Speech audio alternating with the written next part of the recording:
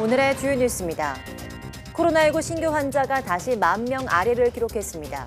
위중증 환자는 54명으로 19일째 두 자릿수를 이어가고 있으며 사망자는 10명으로 누적 24,000여 명입니다.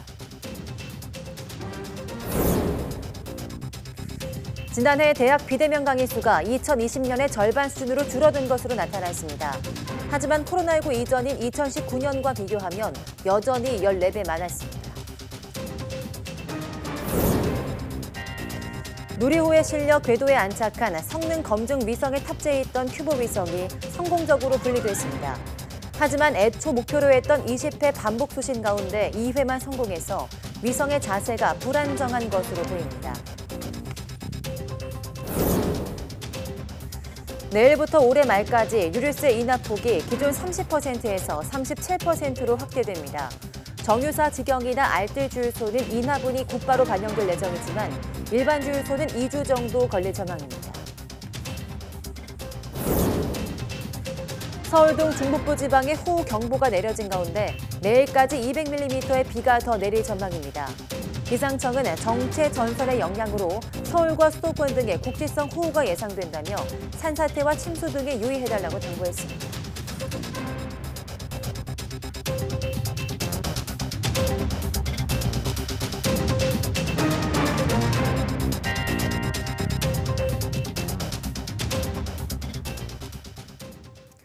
네, 여러분 안녕하십니까? 6월 30일 사이언스 투데이입니다.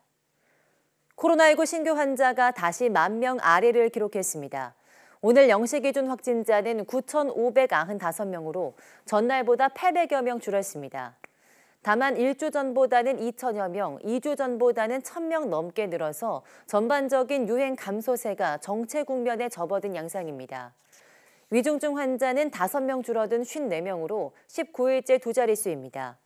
하루 새 숨진 환자는 10명으로 누적 24,547명입니다. 네, 지난해 대학 비대면 강의 수가 2020년의 절반 수준으로 줄었지만 여전히 코로나19 이전보다는 14배 이상 많은 것으로 나타났습니다. 2022년 6월 대학정보 공시 분석 결과를 보면 전체 대학의 원격 강좌 수는 지난해 17만 882개로 2020년보다 49.9% 감소했습니다. 하지만 코로나19 이전인 2019년도와 비교하면 여전히 14.1배 많았습니다. 채용 조건형 계약학과 수는 58개로 작년보다 9.4% 늘었고 학생 수도 3,018명으로 지난해 2,537명보다 19% 증가했습니다. 서울 등 중북부 지방에 호우경보가 내려진 가운데 이 지역에는 내일까지 200mm의 호우가 더 내릴 것으로 보여 각별한 주의가 필요합니다.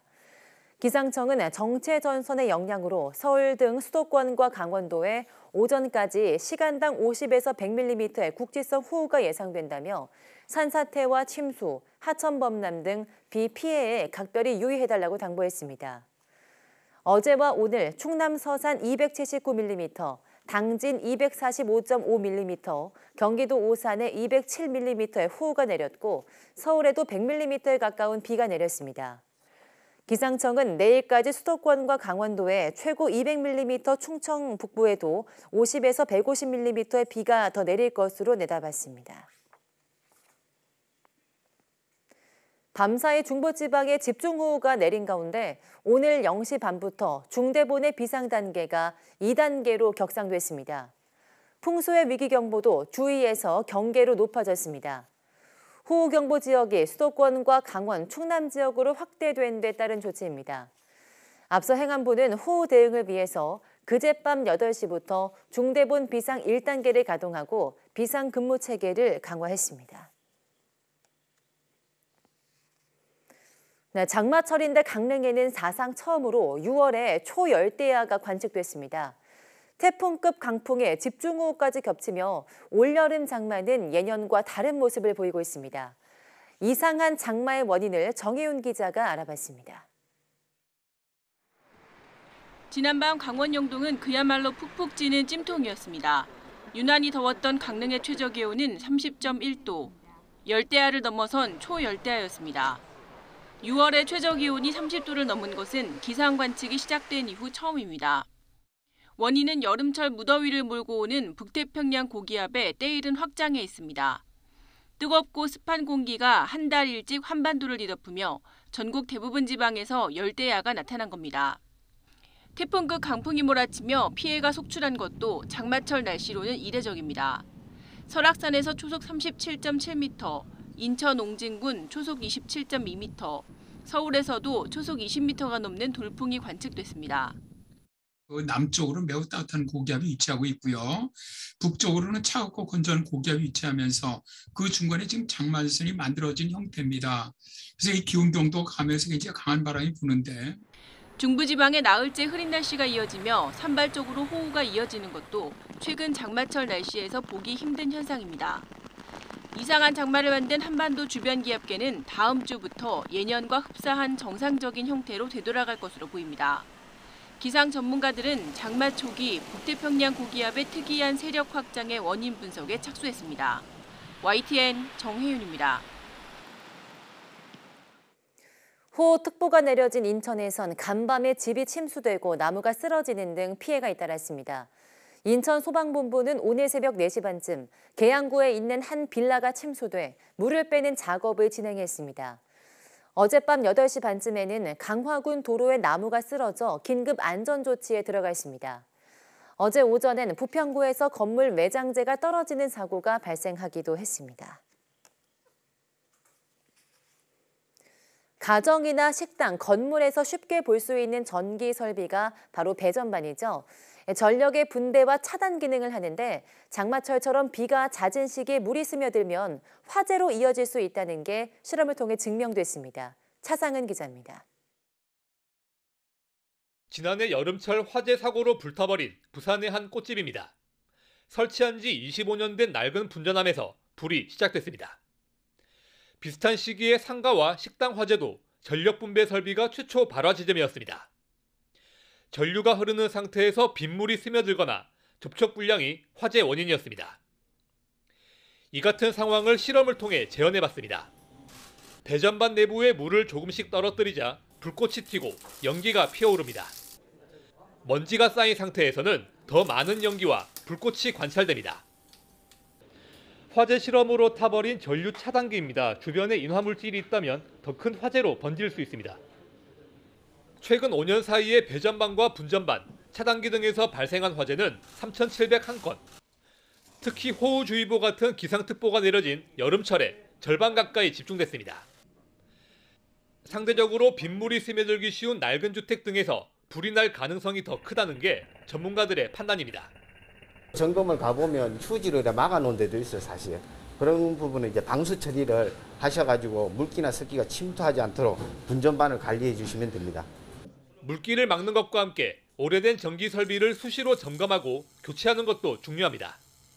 특히 오래된 전기 시설물은 전기 피복이 벗겨지기 쉽습니다. 벗겨진 전선으로 물기가 스며들면 스파크나 누전으로 인한 화재 발생 우려가 큰 만큼 사전 점검을 철저히 하여 주시기 바랍니다. 비가 수시로 내리는 장마철, 전기 설비에 대한 작은 관심이 돌이킬 수 없는 화재 사고를 막을 수 있습니다. YTN 차상입니다. 지난 3월 역대 최장 시간 동안 산림을 태운 울진 삼척 산불이 난 곳에 마치 포탄을 맞은 것처럼 텅 빈 숲들이 생겼습니다. 인공 조림을 하기 위해 나무를 베어버린 건데 이것을 바라보는 주민과 환경단체들이 속이 타들어갑니다. 허술한 제도 때문에 자연복원 대신 인공 조림이 많아지고 이것이 산림 파괴로 이어질 수 있다는 지적이 나오고 있습니다. 김재양 PD가 심층 취재했습니다. 경상북도 울진의 한 시골 마을. 지난 3월 울진에서 시작돼 10일 동안 축구장 2만 9천여 개 면적을 태운 산불 피해 지역 가운데 하나입니다. 당시 화재로 집을 잃은 주민 장현칠 씨는 산불은 진화됐지만 요즘 오히려 걱정이 커졌습니다. 억장이 무너지죠. 진짜 어떤 데 가보면 진짜 막 눈물 난다니까요. 온데 다 벌목하고 막 완전히 산을 완전히 박살내고 있다 그러는데 보면 좀 기가 막히죠. 어떻게 된 일인지 마을을 돌아봤습니다. 산불 피해지 주변 곳곳 심상치 않은 현수막이 걸려 있습니다. 이렇게 산불 피해 현장 주변에는 나무를 베어준다는 현수막이 쉽게 발견되는데요. 실제 벌목이 이루어지는지 제가 살펴보겠습니다. 마을에서 차를 타고 10분가량 산불 피해지 쪽으로 들어가면 놀라운 광경이 펼쳐집니다. 포탄에 맞은 것처럼 한가운데가 텅 비어있는 숲이 나타나는데요. 굴착기와 트럭이 베어낸 소나무를 분주히 옮겨 한쪽에 쌓아두고 있습니다. 작업자에게 다가가 물어봤습니다. 여기서 뭐 하고 있는 건지 좀 여쭤보려고 합니다. 그런데 나무 제거가 나무 제거 산으로 사와지고 한 거예요. 아니 비행해주면 나무 제거까지 가요. 해당 작업이 문제는 없는 건지 군청에 문의했습니다. 긴급 벌채는 아니고 산주분이 들어오신 거거든요. 만약에 그 산불 피해가 안 된 곳이면 저희가 존치 지역으로 놔두고 산불 피해지만 저희가 허가를 내드리거든요. 현행 산림자원법을 보면 산불과 같은 자연재해를 입은 지역은 지자체 신고만으로 벌채가 가능한 상황. 피해 지역의 산 주인들은 벌채가 이뤄져야 일부라도 보상을 받을 수 있기 때문에 손쉽게 인공조림을 선택하는 경우가 대부분입니다. 소득을 생각하는 거지. 소득을 생각지 않고 자산세부를 줘가면서 세금 내가면서 그 상대 땅덩어리 갖고 있으면 뭐합니까? 그렇잖아요. 그 생각하는 어떤 그 대가를 국가에서 지불하든지 뭐 해야 될 거 아닙니까? 꼼꼼하게 따져보지 않고 무분별하게 인공조림이 진행되다 보니 벌목 조림업체에만 이익이 돌아가는 예산 낭비라는 비판도 제기됩니다. 산림청이 발표한 2022년 조림 비용은 재료비와 노무비, 경비 등 6개 항목을 합쳐 1헥타르당 983만 원. 이 가운데 보통 조림업체가 산 주인에게 보상하는 금액은 1헥타르당 150만 원 정도입니다. 계속 베고 조림을 하고 숲가꾸기라고 하죠. 계속 솎아주고 하는 과정을 통해서 경영활동이 일어나게 됩니다. 이런 산불이 있을 때는 일종의 산불 특수를 누리게 되는 거죠. 전문가들은 자연복원을 결정한 산 주인에게도 마땅한 보상책이 있어야 제대로 된 숲 생태계를 보존할 수 있다고 강조합니다. 인공조림을 하는 경우에 비해서 또는 벌채하는 거에 비해서 추가적으로 국민들이 받을 수 있는 그런 자연의 혜택에 대해서 산주들한테 보상을 해주면은 그것이 더 아름다운 숲으로 가는 지름길이다 생각합니다. 산림청은 예산 낭비라는 지적에 지난달 산불 피해지 복원계획 수립 이전에 벌채를 진행하는 사유림의 경우 조림 비용을 지급하지 않겠다는 지침을 지자체에 전달했습니다. 기후변화 등 환경적 요인으로 발생 빈도와 피해 규모가 늘고 있는 대형 산불. 사유림이 전체 산림 면적의 절반 이상을 차지하는 우리나라에서 자연복원의 비율을 높일 수 있는 인식과 정책의 변화가 필요해 보입니다. YTN 김재양입니다.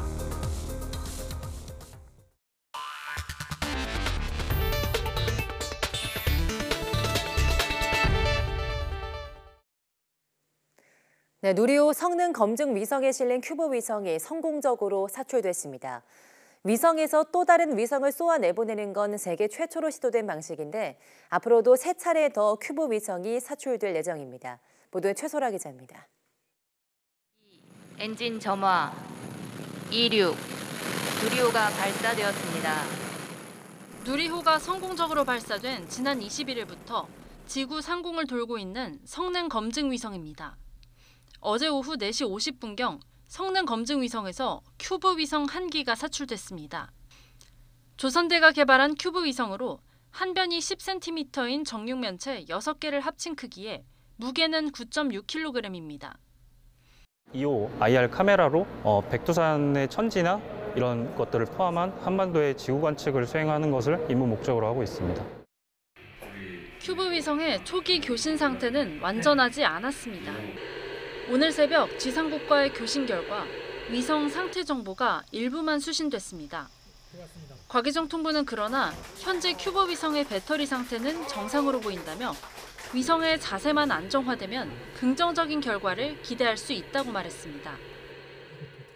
네, 2시 18분에는 통신 범위가 좀 안 좋은 범위에 있었는데 위성의 이름은 정상적으로 수신을 한 게 확인을 했고요.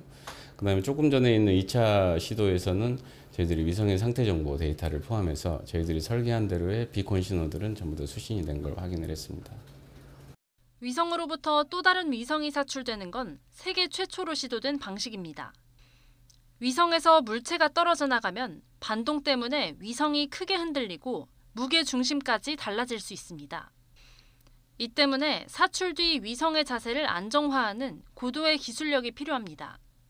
이번 기술을 응용하면 위성 여러 기를 각각 원하는 시간, 원하는 궤도에 투입할 수도 있습니다. 사전의 계획에 따라서 큐브 위성을 하나씩 우주 공간에 진입시킴으로써 큐브 위성별로 별도로 다른 궤도를 가지게 할 수도 있습니다. 우리나라 위를 지나는 시간을 좀 바꿀 수도 있다든지. 발사체 기술 성공에 이어 위성 분야에서도 의미 있는 성과를 거둔 누리호 프로젝트. 다음 달 1일에는 카이스트, 3일 서울대, 5일 연세대가 개발한 큐브 위성의 사출 일정이 남아 있습니다. YTN 사이언스 최소라입니다. 네, 내일부터 올해 말까지 유류세 인하폭이 기존의 30%에서 법정 최대 한도인 37%로 확대됩니다.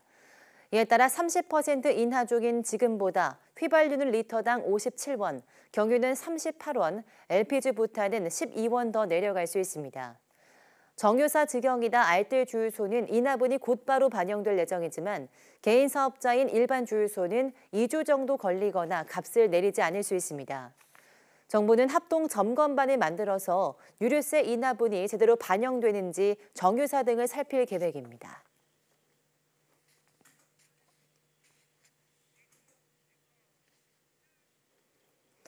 네, 6%대 물가 시대 도래가 기정사실로 된 가운데 내일부터 전기와 가스 요금이 동시에 인상됩니다. 정부는 최근 올 3분기 전기 요금에 적용될 연료비 조정 단가를 킬로와트 시당 5원, 주택용 등의 민수용 도시가스 요금은 메가줄당 1.11원 인상하기로 한 바 있습니다. 이에 따라 전기요금은 4인 가구 기준으로 평균 월 1,535원, 가스요금은 가구당 월 2,220원의 부담이 각각 늘게 됩니다. 특히 오늘 10월에는 전기요금과 가스요금이 또다시 동시에 인상될 예정이어서 가게와 자영업자 등의 물가 부담은 더욱 커질 전망입니다. 네, 물가 상승과 경기 둔화 등에 대한 우려로 기업들의 체감 경기가 하락됐습니다.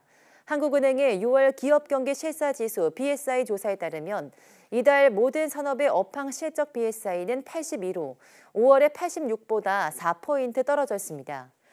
BSI는 현재 경영 상황에 대한 기업가의 판단과 전망을 바탕으로 산출된 통계로 부정적 응답이 긍정적 응답보다 많으면 지수가 100을 밑돌게 됩니다. 지난 3월 83으로 떨어졌던 업황 실적 BSI는 거리두기 해제 등의 영향으로 지난 4월 86으로 올랐고 5월에도 같은 수준을 유지했지만 3개월 만에 하락세로 돌아섰습니다. 네, 지난달 국내 산업 생산과 설비 투자는 늘었지만 소비는 소폭 감소했습니다. 통계청이 오늘 발표한 5월 산업활동 동향을 보면 5월 산업 생산은 전월보다 0.8% 증가했습니다. 또 설비 투자는 13% 늘어서 앞서 석 달 동안 이어진 감소세가 증가세로 돌아섰습니다. 반면 소비는 의복과 의약품 판매가 줄면서 0.1% 감소해 지난 3월과 4월에 이어서 5월까지 석 달 연속 줄었습니다. 네, 오는 9월부터 건강보험 지역가입자의 65%에 해당하는 561만 세대의 건강보험료가 월 평균 3만 6천 원 내려갑니다. 피부영자의 요건은 강화돼서 연소득 2천만 원이 넘는다면 보험료를 내야 합니다. 기정훈 기자입니다. 국민건강보험 개편의 방향은 형평성을 맞추는 것입니다. 지역가입자도 직장가입자처럼 6.99%의 소득 정률제를 적용합니다. 97등급으로 나누는 현행 등급제는 저소득자의 경우 보험료율이 최대 20%까지 올라가는 등 불합리한 점이 많았기 때문입니다. 재산공제도 5천만 원으로 일괄 확대하기로 했습니다. 현재 재산보험료를 내고 있는 지역가입자 523만 세대 중 37.1%는 건강보험료를 내지 않으셔도 됩니다. 평균 재산보험료가 앞으로는 월 38,000원으로 낮아지게 되게 돼 있습니다. 지난 개편 때 도입된 최저보험료도 일원화됩니다. 기준을 연 100만 원 소득에서 336만 원으로 높여 대상은 늘리되 보험료는 19,500원으로 30%가량 올렸습니다. 연금과 근로소득의 반영률도 현행 30%에서 50%로 올려 100%를 적용하는 다른 종류 소득과의 차이를 줄였습니다.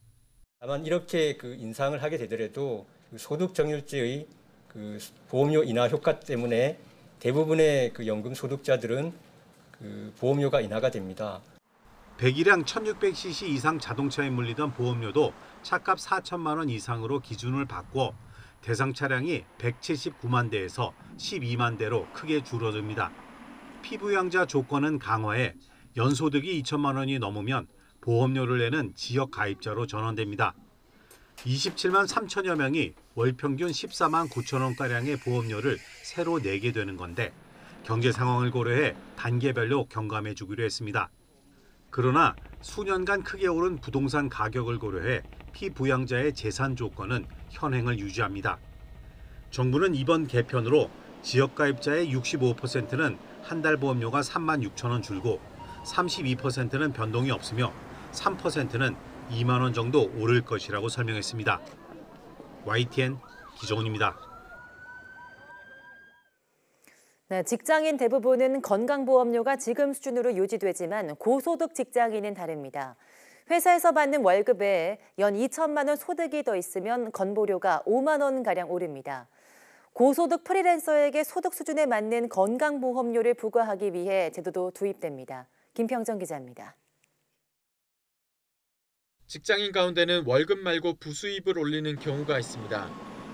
임대료를 받거나 이자나 배당소득, 또 사업소득이 있기도 합니다. 이런 부수입이 한 해 2천만 원이 넘는다면 이제 건강보험료를 조금 더 내야 합니다. 원래 급여 외 소득에 건보료를 부과하던 기준이 연 3,400만 원이었는데 연 2천만 원으로 강화되기 때문입니다. 여기에 해당하는 직장인은 45만 명으로 추산되며 한 달 보험료가 평균 5만 1,000원 인상될 예정입니다. 이는 전체 직장 가입자에서 2% 비중에 불과해 98%에 해당하는 대다수 직장인은 건보료가 변동 없이 현재 수준으로 유지됩니다. 월급의 소득이 연간 2천만 원이 넘는 경우에는 초과분에 대하여 추가로 보험료를 내시면 되겠습니다. 예를 들면 월급의 소득이 연 2,100만 원이라고 하면 오직 100만 원에 대해서만 추가로 납부하시면 되겠습니다. 억대 수입을 올리는 프리랜서 등이 고용 형태를 악용해 피부양자 자격을 유지하며 보험료를 내지 않는 경우를 막기 위해 사후에라도 소득이 확인되면 보험료를 정산하는 사후 정산 제도도 도입됩니다. 보건복지부는 이번 건강보험료 부과체계 개편으로 올해 보험료 수입이 2조 4천억 원 줄어들 것으로 예상했습니다. 그러나 지난해 말 기준 건보 재정의 적립금 규모가 20조 원으로 여유가 있어 감소분을 감당할 수 있다고 설명했습니다. 이번 건보료 개편은 오는 9월부터 적용되고 보험료 조정 사후 정산 제도는 내년 11월부터 시행됩니다.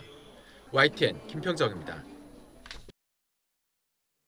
네, YTN 사이언스가 과학문화진흥 활동을 인정받아 한국과학기술단체 총연합회로부터 특별 공로상을 받았습니다.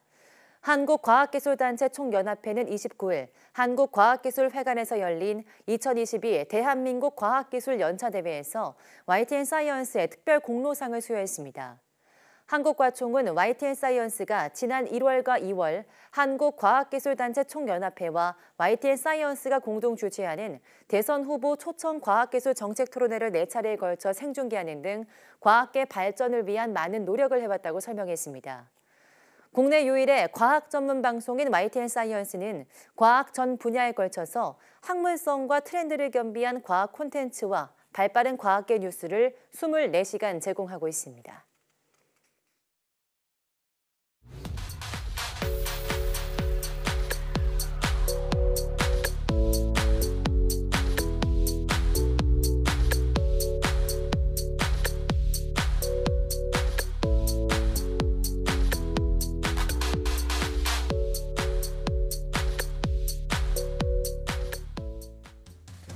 네, 지구온난화가 가속화되면서 육지뿐 아니라 바다에서도 탄소 중립을 위한 노력이 본격화하고 있습니다. 대표적으로 디젤 엔진이 아닌 전기를 이용한 친환경 선박에 대한 개발이 한창인데요. 오늘 오후 사이언스데이 과학의 달인에서는 손홍관 한국전기연구원 전기응용연구본부장과 함께 전기 선박에 대해 이야기 나눠보겠습니다. 많은 시청 바랍니다. 함께해 주신 여러분 고맙습니다.